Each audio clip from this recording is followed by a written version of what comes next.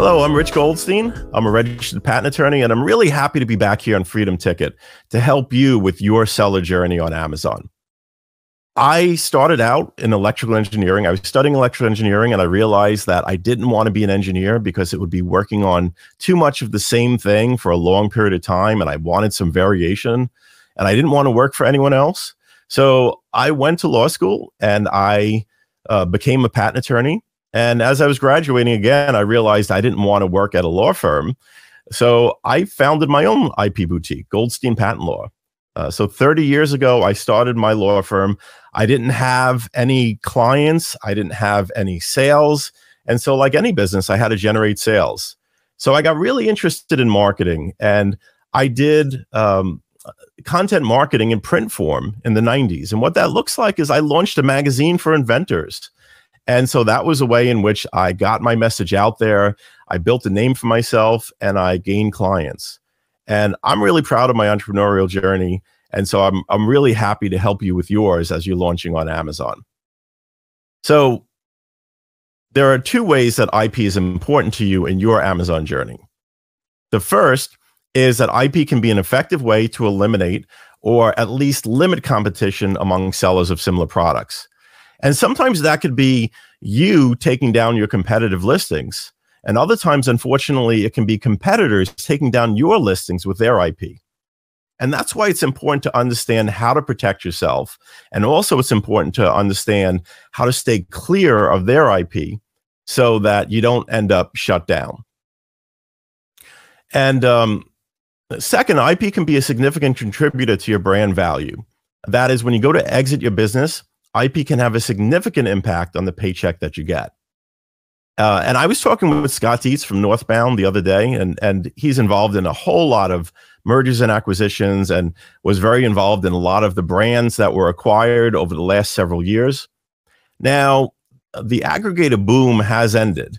And during the aggregator boom, there were brands being gobbled up, and the companies acquiring them didn't really look too closely at them, didn't really look too closely about how strong those brands are. But what Scott was saying is that the acquisition realm is not over.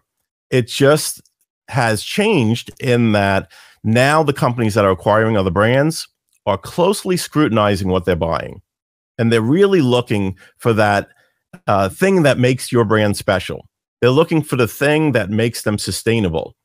And so they're looking even closer at IP than ever before, because IP is one of those structures that can help show that you've dotted the I's and crossed the T's. You've created a moat around your business. You've made something sustainable that's worth them buying, and worth them buying for a higher multiple. So you might not be thinking about IP now, or you might not be thinking about exits now because you're just getting started. But someday you will. And the decisions you make now can drastically affect what you get paid later.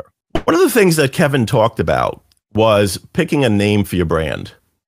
And one of the things to understand is that descriptive names like pet food store are not protectable. But names that have little or nothing to do with the actual products, such as Apple for computers, is strongly protectable. So the more distinctive it is, the more protectable and the stronger the trademark. And a lot of times what happens is people want to register those more descriptive names, and they have difficulty getting a registration through. Also, a thing to keep in mind is that those really descriptive names, like pet food store, are helpful from a keyword standpoint. Obviously, you want to show up in searches when people are looking for products like yours. So pet food store in your listing, in the name of the product, in the brand, can help with that. But on the other side, there's trademarks to consider, because trademarking pet food store will not be easy to do if you're selling pet foods. And so there is a bit of a balance you can gain between those two. Having descriptive terms that help with keywords, yet having something distinctive that helps to create a trademarkable brand. So an example might be cornucopia pet food stores. So you've got a distinctive element, cornucopia, married with the keywords pet food store. And then now you have something that's protectable, and you have something that will help you with the keyword aspect and being found in searches. One of the things that Kevin mentioned was that there are a lot of people gaming the system out there that are using these nonsensical brand names, something like XYZ123 system to sell pet food, right? But the positive intention there is that they want to have something distinctive. And we could learn from that if you do have something that is a brand name that bears little relationship to the product, those are the strongest trademarks. Those are the ones that's most difficult for your competitors to come close to. So you want to find that balance again between something that speaks to the customer and something that is distinctive enough that it's protectable. Kevin also mentioned that it takes about 8 to 9 months to get a trademark. And I would say these days it's taking actually even a little bit more. In about 8 to 9 months, we'll typically hear from the trademark office.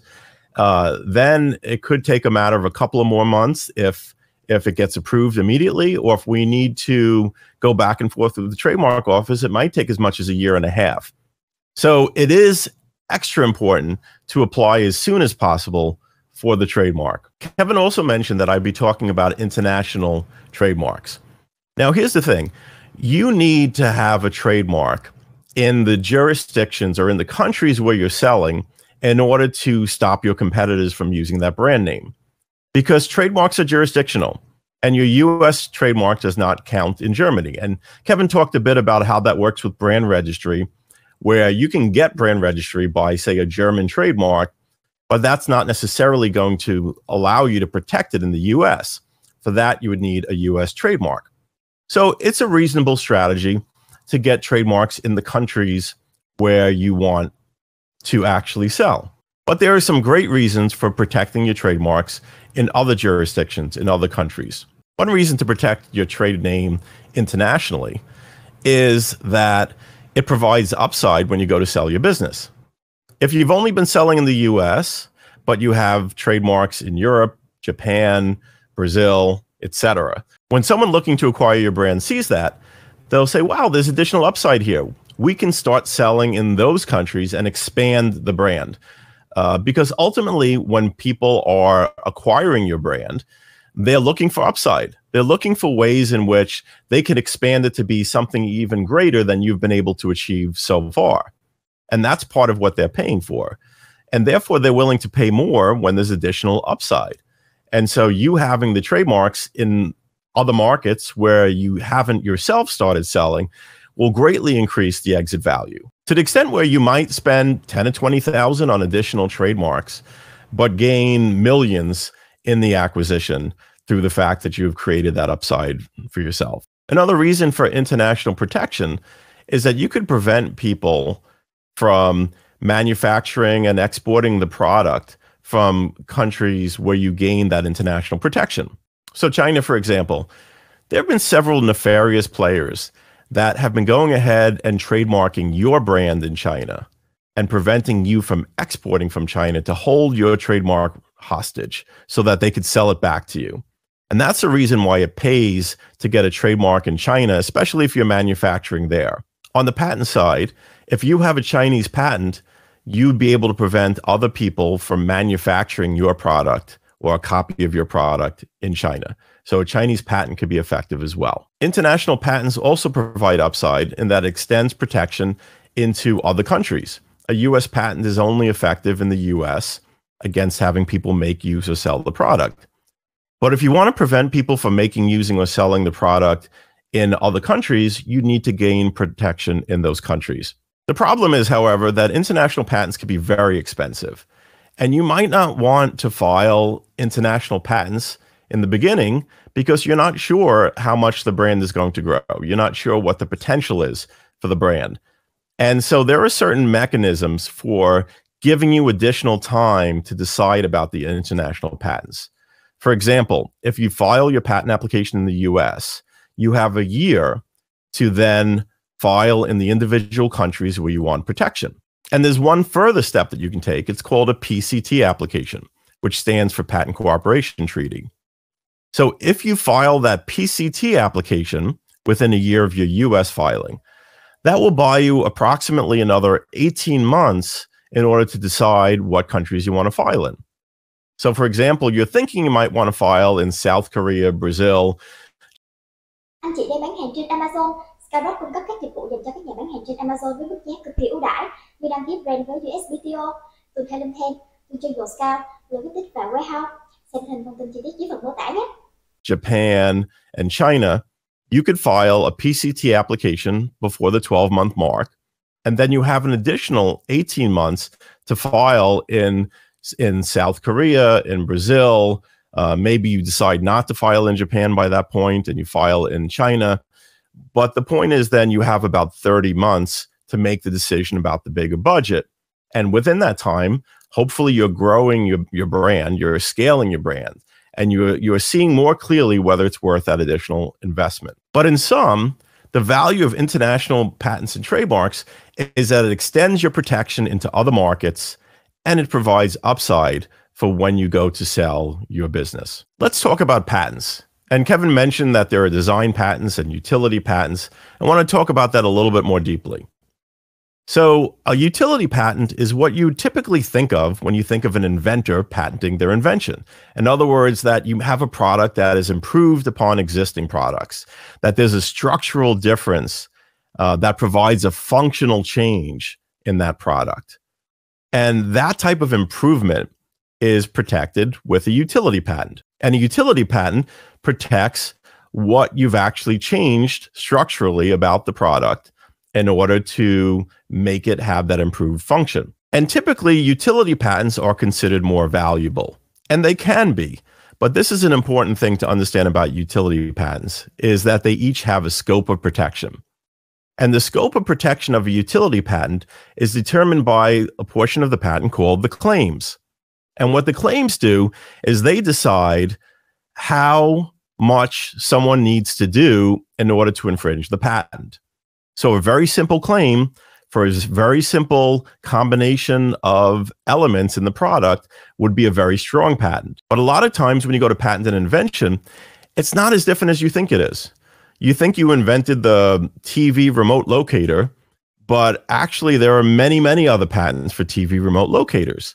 So then you have to make the claims more specific to get to the things that make yours different from all the other ones out there. But now you're limiting the scope of the patent so that the patent only covers when a competitor makes a product that includes those specific features that you had to add to the claims. So if the claims get very specific and it's really only covering a specific detail that's maybe not important to the market, then that patent's not going to be very valuable because you're only going to be able to stop competitors. You're only going to be able to shut down listings when they copy those specific features. So the value of the utility patent can vary tremendously. It can cover a whole new concept if you invented a whole new concept, and it could be specific into the details if really it wasn't that different to begin with. So it's often said that utility patents are more valuable, but again, this is all in context of the scope of the patent, of how innovative it was to begin with. There are also design patents, and design patents are about the appearance of the product. So it's the ornamental appearance that gets protected in a design patent. And when you have a competitor making a substantially similar product, that will infringe the design patent. That's, of course, subject to the prior art. That's subject to what's come before your product. For example, if you had a design patent on this, in a vacuum, you might say that this product infringes. Hey, they both look substantially similar, right? But then once you realize that there have been bottles around like this going back hundreds of years, then you start to scrutinize this patent more carefully. And you say, well, okay, it's not because they're bottles. That's what really makes them similar. Then you realize it's probably about the combination of ridges along the side of the bottle. And then you realize that this one doesn't have a substantially similar appearance because it has a very different set of ridges. And so the scope of the design patent is limited by what came before the product. So in sum, that means that the way you infringe a design patent is by having a substantially similar appearance, but they always take into account what came before the patent to decide how closely it should be scrutinized. And so sometimes when you get a design patent, there are already things in the field. There may be a lot of other products in the field. And so if there are lots of competitive products, lots of products that look similar, your design patent is probably going to be limited to the specific appearance that you come up with. When it comes to design patents, you protect the ornamental appearance of a product. And the way that you infringe a design patent is by having a product with a substantially similar appearance. If a competitor makes a product that looks a lot like yours, it's going to infringe. And that's the value of a design patent. Because on Amazon, people tend to knock off your products directly, exactly. They don't simply get inspired by your product and come up with their own design. They just make one just like it. So design patents can be a very effective tool on Amazon. And now a thing to consider is that the test of infringement, the test of infringing a design patent is whether it has a substantially similar appearance to an ordinary observer. But there's a little bit of a caveat there. So yes, they could look substantially similar, but if the reason they look the same is because their bottle looks like your bottle because it looks like all bottles, but we all know that people have made bottles for the last 100 years.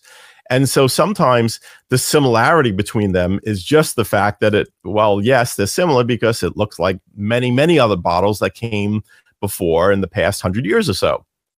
In which case, then the protection is more limited to the things that are novel about the thing that you patented. So in the case of these bottles, it really wasn't about the fact that they were cylindrical vessels with a screw top on top.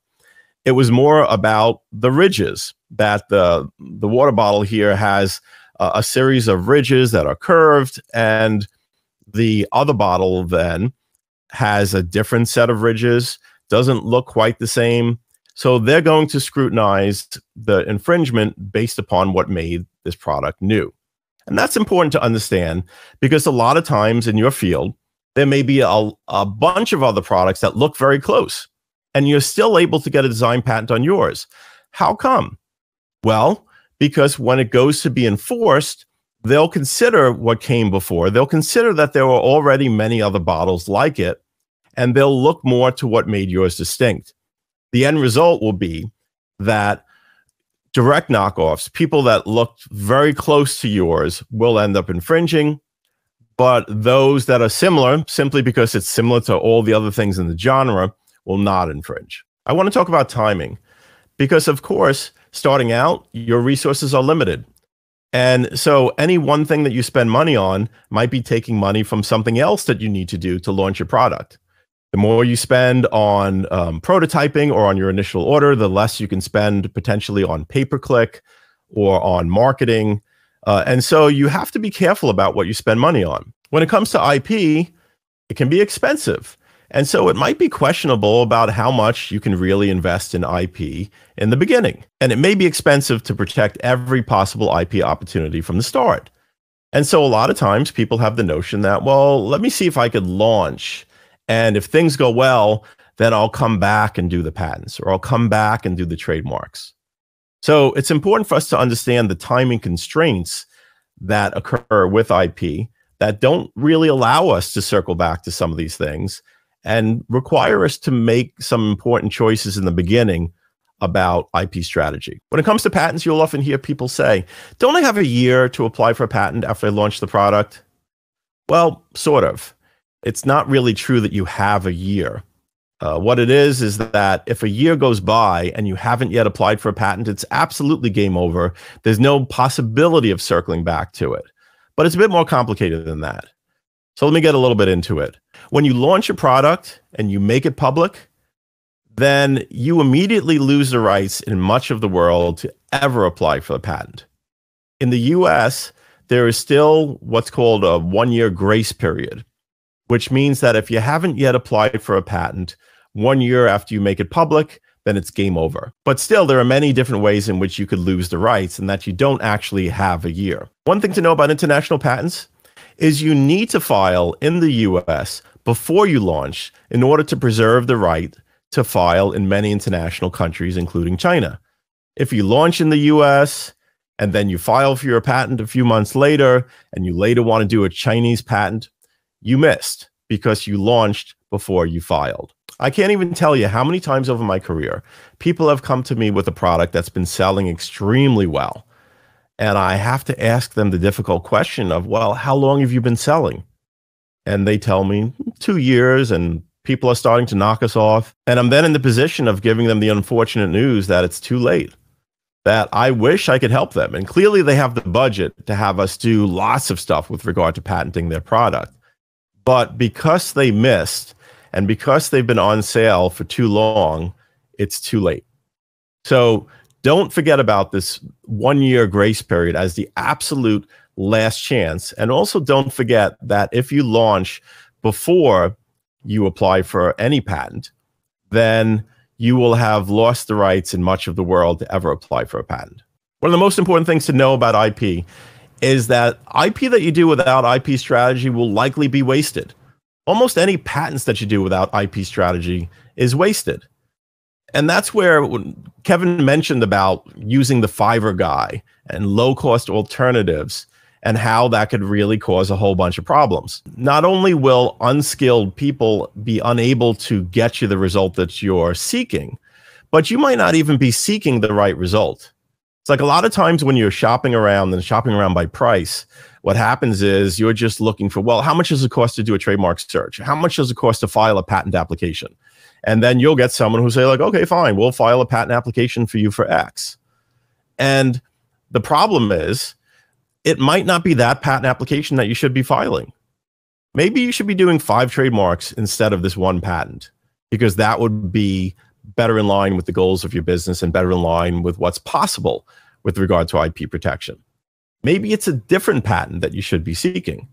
But if you're simply looking for, well, who could do this at the cheapest price, you're not going to have an IP strategy in place. And I think that's really what ties it together, is the most important thing. The best way to start any IP is with an IP strategy, is to have the right research conducted so that you know what are the opportunities to gain IP protection, and whether that would be either weak or strong IP protection. And then you could effectively point your budget towards doing the things that matter the most and doing them effectively. So keep that in mind. Let's talk about enforcement. When you do own IP, you could go into your seller account and make an IP complaint. And you could specify that someone is using your brand name, that you have trademark protection through brand registry. And you can assert a patent that you have if someone is infringing your patent. When a utility patent is being infringed, you'll often have to go through the Apex program, often called the Amazon Neutral Evaluation process. And that's a process by which you can have a mini arbitration against other sellers that are selling the product that you've protected with a utility patent. And the way it works is they get a patent attorney to serve as a judge for this mini process. Both sides put up $4,000 as the arbitrator fee. You present arguments why they're infringing your patent. The other side puts up arguments about why they think they're not infringing your patent. And then the winner gets their arbitrator fee back. And if you're asserting a patent and you're right, then their listings will be taken down. If there is no patent infringement, then the listings get to stay in effect. So in sum, it's really important to have a strategy. And if you'd like my help, if you'd like my firm's help in creating an IP strategy and dealing with situations that come up with regard to protecting your products and brands, with regard to any infringement claims that have been made against you, you can go to ipforamazon.com and set up an appointment with my team to look at your situation and see if we can help you. If you want to learn more about patents, I wrote a book for the American Bar Association called The ABA Consumer Guide to Obtaining a Patent. And it's written in plain English, and I'm happy to send you a copy. Just send an email to my assistant. That's assist@goldsteinpc.com. Include your mailing address and phone number. And in the subject, just put, please send book, freedom ticket, and we'll send you a copy of the book. Once again, strategy is critically important to your Amazon journey. Please learn as much as you can about IP so that you make good decisions, and good luck.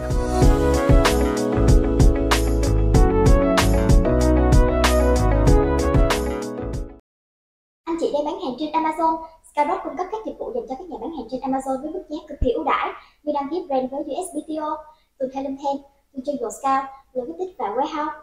Xem thêm thông tin chi tiết dưới phần mô tả nhé.